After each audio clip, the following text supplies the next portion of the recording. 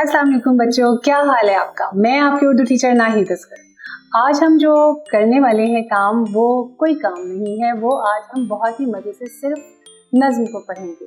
हमने वो 1 से लेकर 10 तक गिनती सीखी।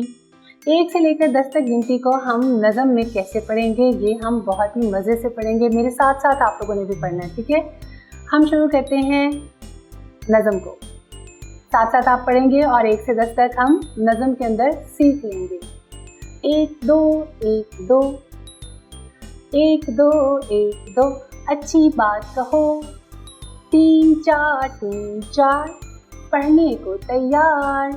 3 4 3 4 पढ़ने को तैयार। 5 6 5 6 5 6 सब बच्चे अच्छे। 5 6 5 6 सब बच्चे अच्छे। 7 8 7 8 खेलो साथ साथ। 7 8 7 8 7 8 खेलो साथ साथ। 9 10 9 10 9 10 खाओ दूध रस। ये हमारी थी बहुत ही दिलचस्प सी एक नज़्म। हमें तो बहुत मज़ा आया, आप सबको भी बहुत मज़ा आया होगा। 1 से लेकर 10 तक हमने इसी नज़्म के अंदर से पढ़ा।